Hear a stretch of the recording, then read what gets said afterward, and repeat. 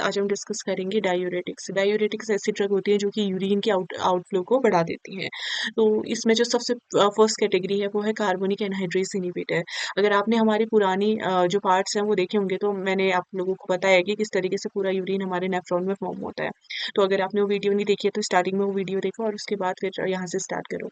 तो फर्स्ट है हमारे कार्बोनिक एनहाइड्रेस इनहिबिटर्स। इसमें कुछ जो ड्रग्स हैं वो है सिटाजोलामाइड, डोरजोलामाइड और ब्रिंजोलामाइड।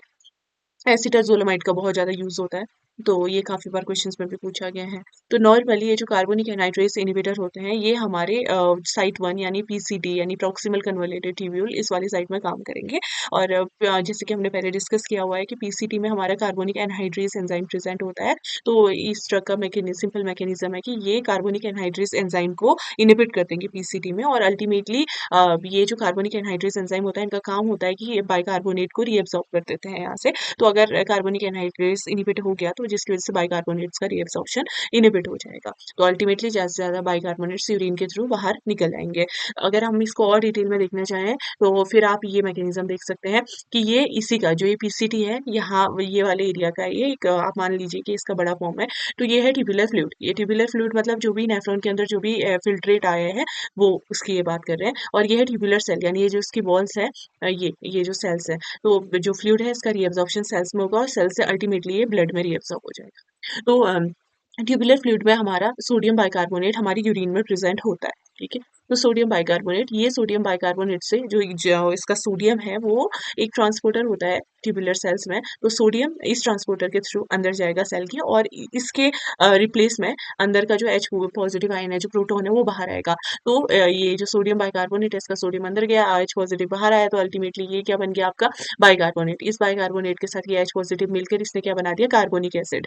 ये carbonic acid carbonic anhydrase enzyme के प्रेजेंस में क्या बन जाएगा, वाटर और CO2। और CO2 तो आराम से सेल के अंदर डिफ्यूज हो जाएगा, साथ में वाटर भी अंदर चले जाएगा और ये CO2 और वाटर की वजह से फिर दोबारा से कार्बोनिक एसिड बन जाएगा कार्बोनिक एनहाइड्रेस एंजाइम के प्रेजेंस में। और अल्टीमेटली ये कार्बोनिक एसिड जो है इससे बाइकार्बोनेट्स अलग बन जाएंगे और इससे प्रोटॉन अलग हो जाएगा और ये प्रोटॉन अगेन इस प्रोसेस में हेल्पफुल होगा। तो अल्टीमेटली इससे क्या होगा कि बाइकार्बोनेट्स का भी रीअब्जॉर्प्शन हो जाएगा और साथ में सोडियम का भी रीअब्जॉर्प्शन हो रहा था।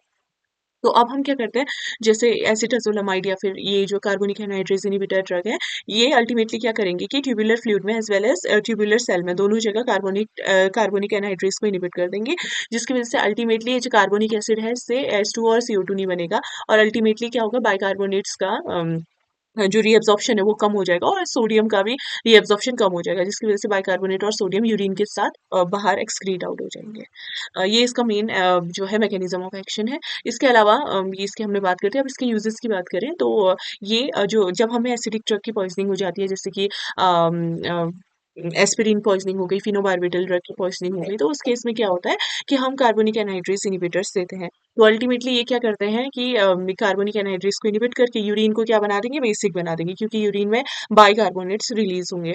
तो अगर यूरिन आपकी बेसिक बन गई और एसिडिक ड्रग हो गए तो वो क्या हो जाएगा, अल्टीमेटली इससे जो यूरिन है वो आपकी आयनाइज्ड हो जाएगी और जो आयनाइज्ड ड्रग होता है वो फिर रीअब्सॉर्ब नहीं हो पाते। तो इसकी वजह से क्या होगा, अल्टीमेटली ज़्यादा ड्रग जो है यूरिन के साथ एक्सक्रीट आउट हो जाएंगी, जिसकी वजह से टॉक्सिसिटी नहीं होगी, टॉक्सिसिटी कम हो जाएगी। दूसरा है ग्लाकोमा। ग्लाकोमा ऐसी कंडीशन होती है जिसमें कि आंखों से रिलेटेड होती है, इसमें इंट्राओक्यूलर प्रेशर बढ़ जाता है। तो जो हमारी सिलियरी मसल्स होती है आंखों में, वहाँ पे कार्बोनिक एनहाइड्रेस की हेल्प से जो है अपने बाइकार्बोनेट्स बनते हैं और ये बाइकार्बोनेट सोडियम के साथ मिलकर एक्वस ह्यूमर प्रोटेक्शन को बढ़ाते हैं। इनके साथ साथ क्योंकि सोडियम जा रहा है, सॉल्ट जा रहा है, तो पीछे पीछे वाटर भी आता है ऑस्मोटिक प्रेशर की वजह से। तो अल्टीमेटली क्या करते हैं ये लोग, एक्वस ह्यूमर प्रोटेक्शन को बढ़ाते हैं, जिसकी वजह से अल्टीमेटली इंट्राओक्यूलर प्रेशर बढ़ जाता है। तो हमारे जो ये हो एसिटाजोलामाइड जैसी ड्रग्स हो गई, ये नॉर्मली क्या करती हैं कि हमारे सिलियरी मसल्स में कार्बोनिक एनहाइड्रेस को इनहिबिट कर देंगी, जिसकी वजह से ये बाइकार्बोनेट्स नहीं बनेगा और अल्टीमेटली इंट्राक्यूलर प्रेशर कम हो जाएगा।